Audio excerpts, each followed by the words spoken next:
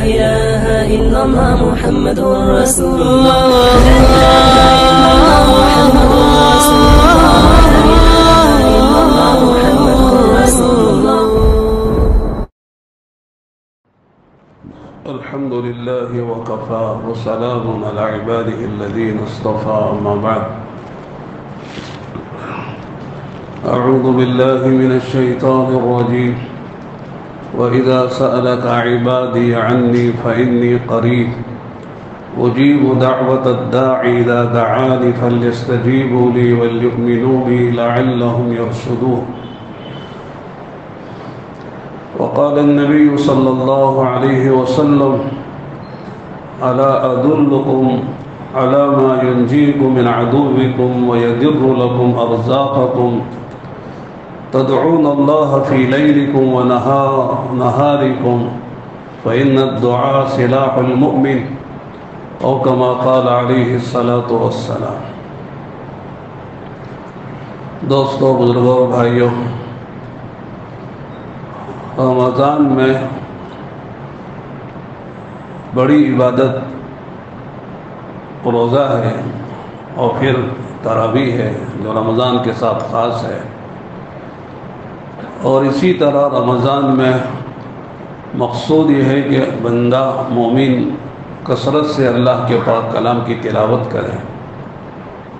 اور پھر یہ بڑا عمل جو ہر وقت ہونا چاہیے اور رمضان میں اس کی کثرت ہونی چاہیے وہ دعا ہے کہ دعا کا خوب اہتمام کیا جائے. اس لیے کہ دعا کے بارے میں اللہ کے نبی علیہ السلام نے فرمایا کہ دعا عین عبادت ہے، خود عبادت ہے. الدعا هو العبادہ. بلکہ ایک اور حدیث میں فرمایا الدعا مخ العبادہ. دعا عبادت کا جوہر ہے، عبادت کا مغز و کریم ہے، لب لباب ہے.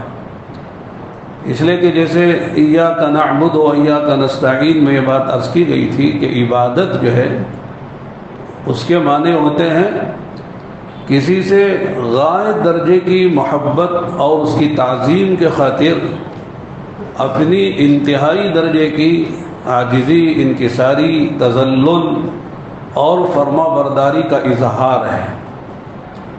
چنانچہ دعا میں یہی کیفیت ہوتی ہے کہ بندہ جو ہے چاہے وہ بادشاہ ہو یا فقیر ہو، عالم ہو غیر عالم ہو، عرب ہو عجم ہو، مالدار ہو فقیر ہو، سب اللہ کے سامنے ہاتھ اٹھاتے ہیں اور گڑ گڑاتے ہیں، تل ملاتے ہیں، بل ملاتے ہیں اور اللہ ہی سے کہتے ہیں اللہ تیرے ہی ہاتھ میں سب کچھ ہے، ہمارے ہاتھ میں کچھ نہیں ہے.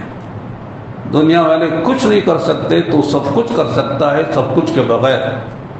تو بندہ جو ہے وہ اللہ تعالیٰ کے سامنے انتہائی درجے کی عاجزی، انکساری اور تذلل کا اظہار کرتا ہے. یہی دعا ہے، یہی عبادت ہے.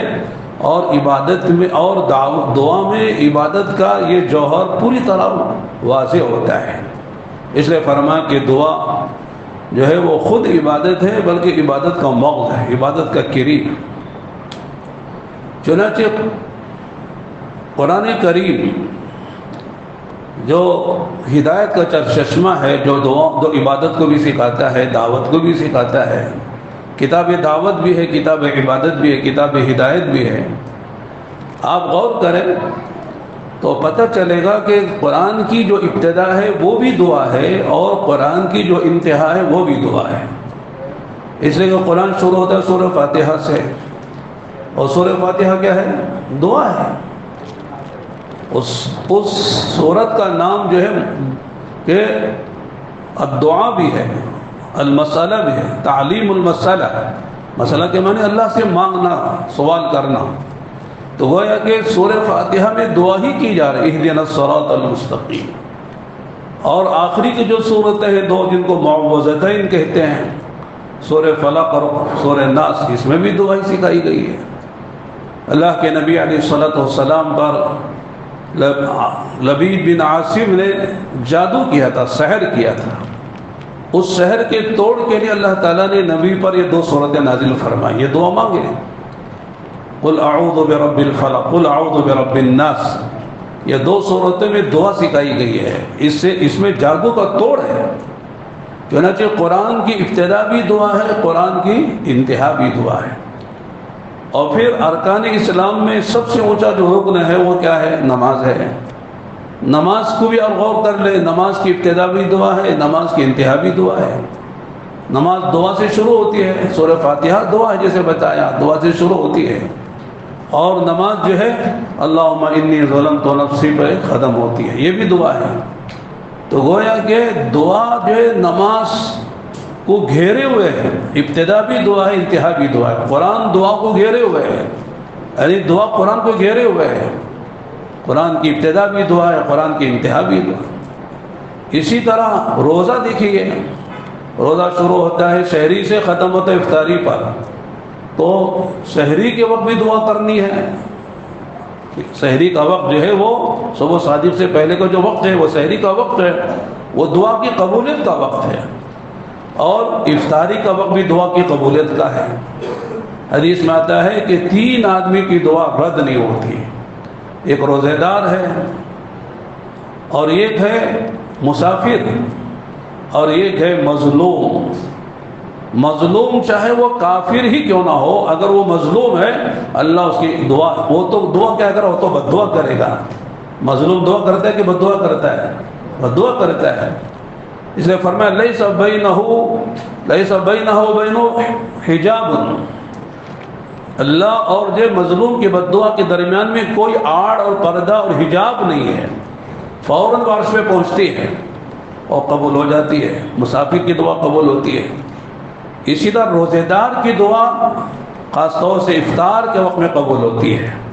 تو فرمایا کہ روزے دار روزہ مانگتا ہے، روزے دار جب دعا مانگتا ہے تو حدیث میں آتا ہے کہ اللہ تعالیٰ عرش کے اٹھانے والے فرشتوں سے فرماتے ہیں کہ تم اپنی اپنی عبادتیں چھوڑ دو اور روزے داروں کی دعا پر آمین کہتے رہو۔ تو ظاہر ہے کہ جب اللہ کے حکم سے عرش کے اٹھانے والے فرشتے اپنی جو عبادت وہ کر رہے تھے چھوڑ کر روزے داروں کی دعا پر آمین کہہ رہے اور اللہ کے کہنے سے کہہ رہے، اب بولو اس دعا کی قبولیت میں کوئی شک ہوتا ہے؟ اللہ خود آمین کہلوا رہے ہیں۔ آمین کی کیا معنی ہوتے ہیں؟ آمین کے معنی ہوتے ہیں اسمع واستجب، اے اللہ سن لے، قبول فرما لے۔ جو دعا یہ کر رہے ہیں اس کو قبول سن لے اور اس کو قبول فرما لے۔ اور ایک مسئلہ درمیان میں ہم کر دیتے ہیں کہ عام طور سے لوگ سورہ فاتحہ کے ختم پر وللضالین پر زور سے آمین کہتے ہیں۔ حرام ناجائز تو نہیں ہے، لیکن افضل یہ ہے کہ آمین آہستہ کہی جائے۔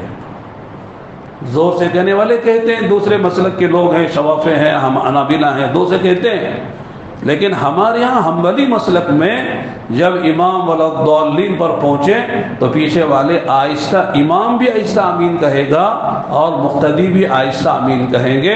کیوں؟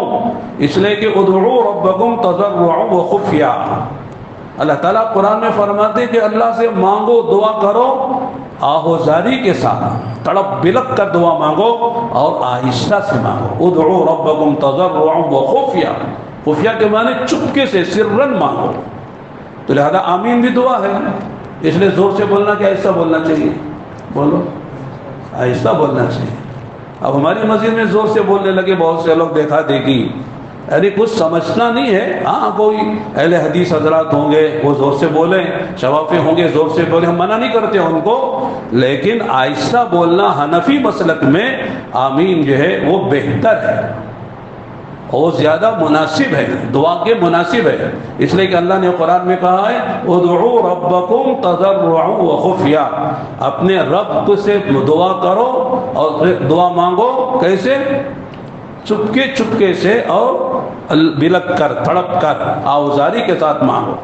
تو اگر دعا جو ہے یہ مومن کا ہتھیار ہے، دعا مانگنی چاہیے۔ سحری کا وقت ہے، افطاری کا وقت ہے۔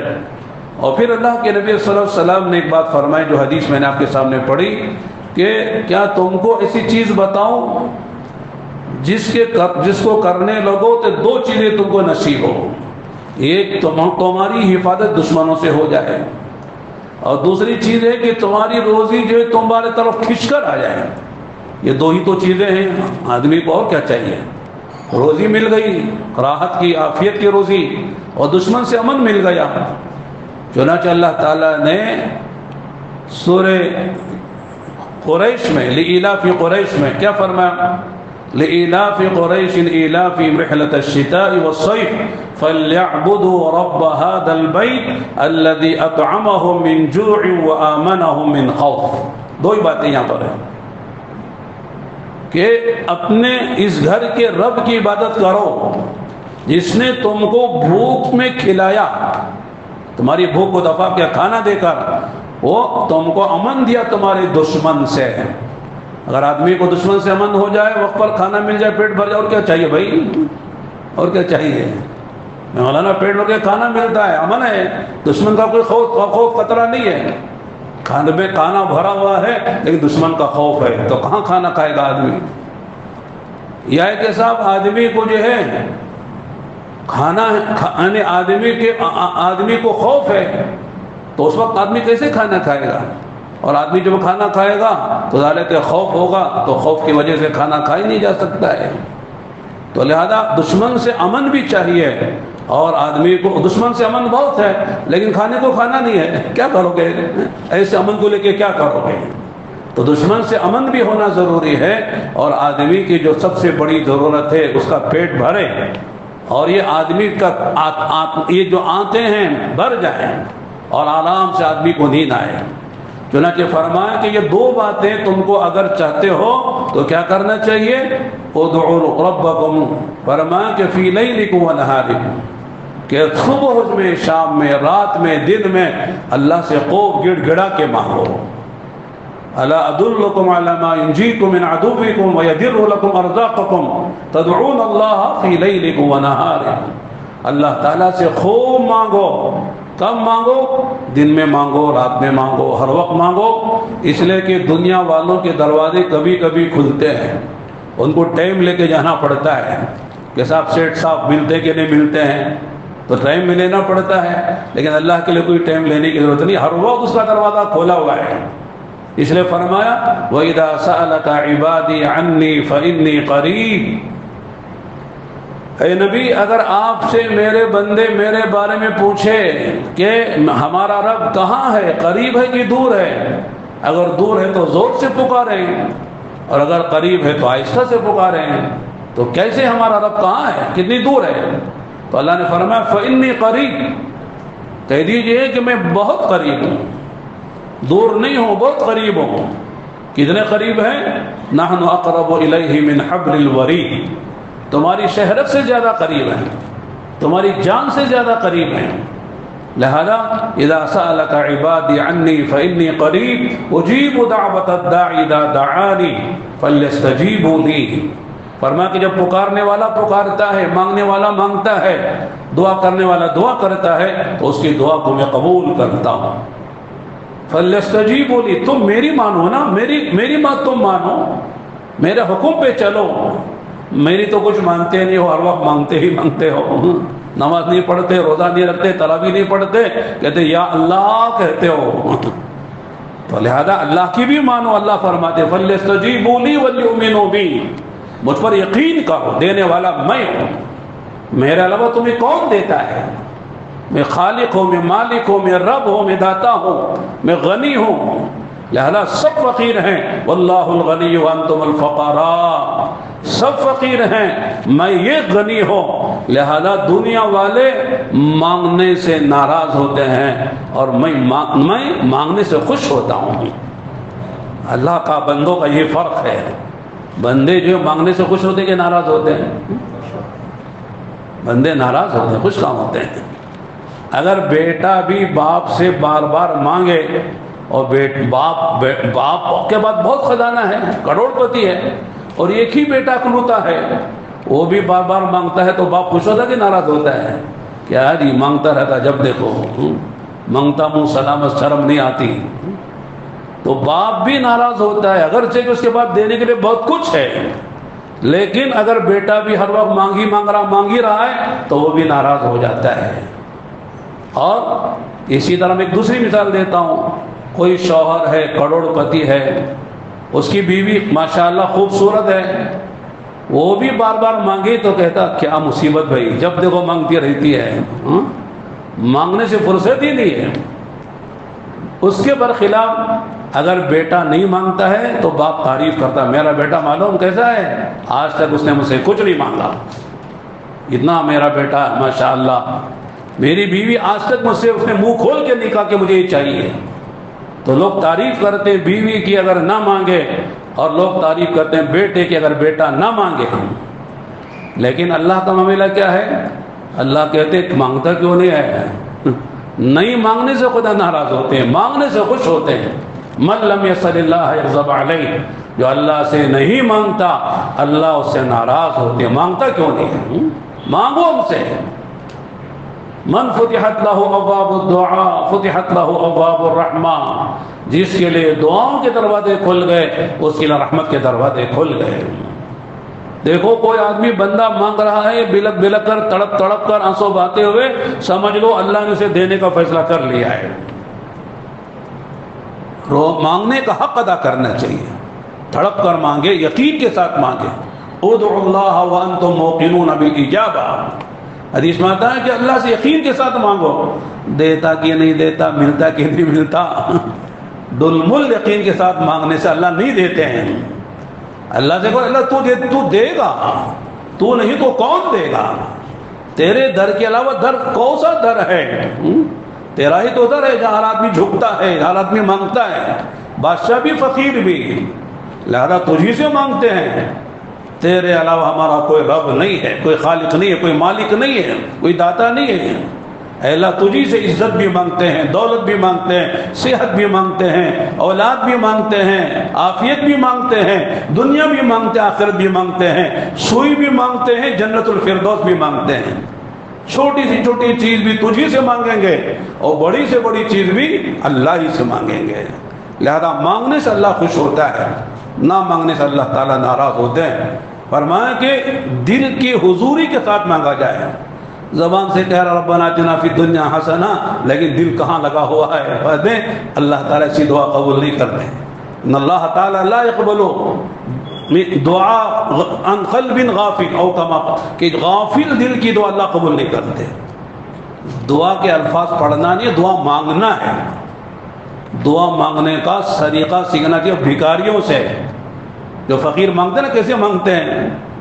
بچی کو اٹھا کر صورت بنا کر اور ایسا کر کے مانگتے ہیں کہ نہیں دینے والا بھی دینے پہ مجبور ہو جاتا ہے۔ بخیل سے بخیل بھی کچھ دے دیتا ہے، اس کی ادائیں ایسی ہوتی ہیں، اس کے انداز ایسے ہوتے ہیں، اور اس کا مانگنے کا طریقہ ایسا ہوتا ہے کہ جس کو آدمی دینا نہیں چاہتا تھا اسے بھی دینے پہ مجبور ہو جاتا ہے۔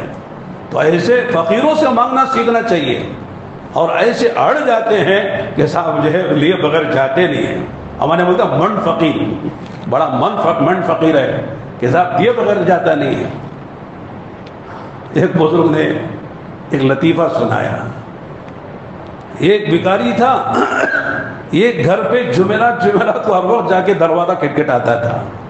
وہ گھر والی ایسی بخیلہ تھی، کنجوس مکھی چوس، چمڑی جائے دمڑی نہ جائے، کبھی دیتی نہیں تھی وہ، تو برابر وہ آتا تھا، چھوڑتا نہیں تھا وہ، آگے دروازہ کھٹکھٹانا، مانگنا، دعائیں دینا۔ ایک مرتبہ اس سے غصہ آ گیا، اس کے ساتھ ایسا کام کرنا آئندہ آئے نہیں۔ چنانچہ گھر میں سے گرم گرم لاکھ لا کے اس کی وہ کشکول میں ڈال دیا، جولی میں ڈال دیا۔ اب وہ دعا دے رہا، اللہ تعالیٰ آپ کے گھر میں برکت دے، اولاد میں برکت دے، مال میں برکت دے، صحت میں برکت دے۔ آپ نے دیا، دوسرے آدمی نے کہا پہلے دیکھ تو لے کیا پڑھا ہے، کیا پڑھا ہے دیکھ لے، دعا بہت دے رہا ہے۔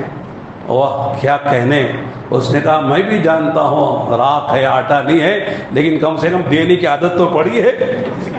آج راکھ ڈالی ہے، کل آٹا بھی تو ڈالے گی، کم سے کم کچھ گھر سے باہر تو نکلا۔ ایسے بھی لوگ ہوتے ہیں کہ اگر جو ہے کوئی نہ بھی دے تو تب بھی آپ بڑے کریم ہیں، بڑے داتا ہیں، بڑے سخی ہیں۔ حاتم طائی کی قبر پہ لات مارنے والے ہیں، حاتم طائی بھی پیچھے ہو جاتا ہے، کیا سخی آپ، ایسا سخی ہم نے دیکھا ہی نہیں ہے۔ تو تعریف کرو تو آدمی کے اندر سے کچھ نکلتا ہے۔ ذرا مانگا نہیں نہ تو اس کو کنڈم کر کے آگے نکل گئے، ایسا بخیل آدمی دیتا آگے دے گا وہ آدمی کو؟ تو تعریف اللہ کی بھی تعریف، اللہ بھی کہتے بندہ تعریف کرے. اور کبھی کبھی اللہ تعالیٰ دینے میں تاخیر کرتے ہیں. وہ تاخیر اس لیے نہیں کہ صاحب اللہ کے خزانے میں کمی ہے، وہ ابھی مال آیا نہیں ہے، بکنگ ہوئی ہے، ابھی مال آ رہا ہے، جب آ جائے گا تب دیں گے، ایسا نہیں ہے. اللہ کے خزانے تو بھرے ہوئے ہیں. وَإِن مِّن شَيْءٍ إِلَّا عِندَنَا خَزَائِنُهُ. اللہ فرماتے ہیں اللہ کے پاس ہر چیز کے خزانے ہیں. اور اللہ کے خزانے لینے کے لیے نہیں، دینے کے لیے ہیں. حکومتوں کے خزانے لینے کے لیے ہیں. جی ایس ٹی کے نام سے انکم ٹیکس، سیل ٹیکس، فلاں ٹیکس، پتہ نہیں کیا کہہ کے پبلک کو کنگال کر دیتے ہیں. پبلک پریشان، عوام پریشان ہو جاتی ہے. ان کو لینا ہی لینا آتا ہے. لیکن اللہ کے خزانے لینے کے لیے، دینے کے لیے ہیں. لیکن وَإِن مِّن شَيْءٍ إِلَّا عِندَنَا خَزَائِنُهُ وَمَا نُنَزِّلُهُ إِلَّا بِقَدَرٍ مَّعْلُومٍ. لہذا ہم ایک مقدار معلوم، جتنی ضرورت ہوتی ہے، مصلحت ہوتی ہے، حکمت ہوتی ہے، اتنا ہم دیتے ہیں. زیادہ دے دیں گے تو پریشان ہو جائیں گے نا. زیادہ اگر دے دیں گے تو پریشان ہو جائیں گے. زیادہ صحت مل گئی تو پریشان ہے، نہیں زیادہ دولت ملی تو پریشان ہو جائے گا آدمی. اس لیے اللہ جتنی ضرورت ہے اتنا دیتے ہیں. اس لیے کہ اللہ حکیم ہے، اور حکیم کا کوئی کام حکمت سے خالی نہیں ہوتا ہے. حکیم جو کام کرے وہ حکمت سے کرے گا نا. تو اللہ حکیم ہے، لہذا وہ جانتے ہیں اس بندے کو کتنا دینا، کب دینا. ورنہ جو مانگا وہی دے دیا اور اسی وقت دے دیا تو نظام عالم گڑبڑ ہو جائے گا، ہے کہ نہیں. ایک عورت جا رہی تھی، ایک آدمی نے کہا یا اللہ یہ لڑکی مجھے دے دے. اور کسی کی بیوی بیچاری ہو، آپ کی انکم میں کیسے آ جائے گی؟ جو مانگا وہ مل جائے، وہ فوراً مل جائے. ہو سکتا ہے اللہ جانتے اسے کب دینا، کتنا دینا، کیا دینا، وہ اللہ جانتے ہیں. کہ جو مانگا وہی دے دیا، اسی وقت دے دیا، یہ اللہ کی حکمت کے خلاف بات ہو جائے گی. تو لہذا یہ بنگلہ دیکھا ہے، بنگلہ مجھے دے دے، کہ بنگلے والا باہر چلا جائے اور آپ کو مل جائے بنگلہ. یہ کار مجھے مل جائے، کار والا مر جائے. تو لہذا آدمی بعض مرتبہ ایسی چیزیں مانگتا ہے بے عقلی کی وجہ سے کہ صاحب جو ہے وہ اس کا ملنا جو ہے نظام عالم کو خراب کرنے کے مترادف ہو جائے گا. اس لیے اللہ جانتے ہیں یہ جو چیز مانگ رہے اسے دینا کہ نہیں دینا، اس کی مصلحت ہے کہ نہیں، اب دینا کہ بعد میں دینا، اللہ تعالیٰ جانتے ہیں. اس لیے اگر کبھی کبھی مانگ رہے ہیں نہیں مل رہا ہے تو مایوس نہیں ہونا. مایوس ہوگا تو کہاں جائیں گے بھائی؟ کہیں اور در ہے، کوئی اور در ہے ہمارے لیے. ٹھیک ہے، غیروں کے پاس جو ہے اگر جو ہے وہ کنکر نہیں تو شنکر ہے، شنکر نہیں تو فلاں ہے، لہذا ان کے بہت سے خدا ہیں، وہ جہاں بھی جا کے سر پھوڑے، لیکن ہمارا تو ایک ہی خدا ہے. خدا کا در وہ در ہے جس پر ہر سر جھک جاتا ہے، اور جہاں ہر سر جھک نہ جائے وہ در کہلانے کے لائق نہیں ہے. ایک ہی تو در ہے اللہ تعالیٰ کو، اسی کا مانگنا ہے. وہ جانتا ہے کہ بندے کی مصلحت کیا ہے. کبھی کبھی اللہ دینا چاہتے ہیں اور بندے کا مانگنا پسند آتا ہے. جیسے اس کی مثال میں دیتا ہوں کہ کوئی فقیر اچھی طرح کوئی گاتے ہوئے غزل ہے، کوئی نعت ہے، یا کوئی نظم ہے گاتے ہوئے بڑی سریلی آواز میں آ کے ہمارے گھر پہ مانگتا ہے تو ہم کو دینے کا ارادہ ہوتا ہے، لیکن کہتے ذرا دیر اور سنیں گے، بڑا اچھا گا رہا ہے، تو دیر سے دیتے ہیں. یہ نہیں کہ صاحب جو دینا نہیں ہے، اس کی آواز پسند آ گئی، مانگنا پسند آ گیا ہے، اس لیے دیں گے تو فوراً دوسرے گھر پہ چلا جائے گا، وہ آگے گلی چلا جائے گا. اس لیے ہم دیر سے دیتے ہیں تاکہ دیر تک اس کا پڑھنا ہم سنتے رہیں اور مزے لیتے رہیں. اس طرح بعض مرتبہ اللہ تعالیٰ کو بندے کا گڑ گڑا کے مانگنا پسند آتا ہے.